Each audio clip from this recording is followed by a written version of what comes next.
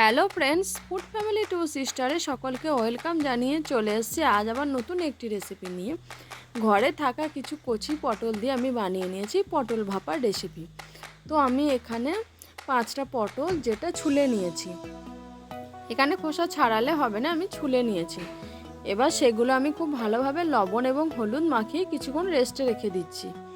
অন্যদিকে কড়াতে তেল নিয়ে নিয়েছি। তেল নেবার পর আমি পটলগুলো জাস্ট একটু ফ্রাই করে নেব। যেহেতু পটল সে কারণে হালকা একটু ফ্রাই করে নিলেই হবে। এবার একটা কড়ার মধ্যে আমি জল গরম করতে দিয়ে দিয়েছি। তারপর আমি মশলাটা তৈরি করে নেব। সেই কারণে নিয়ে নিয়েছি সর্ষে, কাঁচা লঙ্কার পোস্ত। সেটা দিয়ে একসাথে আমি একটা মশলা বানিয়ে নিচ্ছি এবং আমি সেখানে দিয়ে দিচ্ছি অল্প পরিমাণে লবণ এবং টমেটো। তো একসাথে আমি মশলাটা বানিয়ে নিয়েছি। এবার একটা টিফিন বক্সের মধ্যে সমস্ত মশলাটা দিয়ে দিলাম। তারপর দিয়ে দিচ্ছি পরিমাণ মতো হলুদ, চিনি এবং লবণ। দেওয়ার পর একটু জলও ব্যবহার করেছি। এবার সেই সমস্ত পটলগুলো আমি ডুবিয়ে দিচ্ছি এবং ওপর থেকে দিয়ে দিচ্ছি কাঁচা সর্ষের তেল এবং চেরা কাঁচা লঙ্কা। আমি বক্সটা আটকে দিলাম এবং সেই যে জলটা আমি দিয়েছিলাম ভাপ দিতে, তার মধ্যে টিফিন বক্সটা বসিয়ে দিচ্ছি।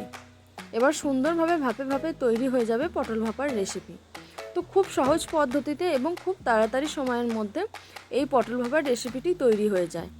আপনারা প্রত্যেকে বাড়িতে ট্রাই করুন এবং গরম ভাতের সাথে কেমন লাগলো সেটাও কমেন্ট করে জানান। এটা একটা খুবই সহজ পদ্ধতি। আর আমার চ্যানেলে কে কে নতুন এসেছেন অবশ্যই কমেন্ট করবেন। আর আজকের রেসিপি কার কার ভালো লাগলো সেটা অবশ্যই কমেন্ট করতে ভুলবেন না। তো প্রত্যেকে পাশে থাকবেন, ভালো থাকবেন, সুস্থ থাকবেন। আর এবং নিত্য নতুন কী ধরনের ভিডিও দেখতে চান সেটাও কমেন্ট করতে ভুলবেন না। বাই সকলকে।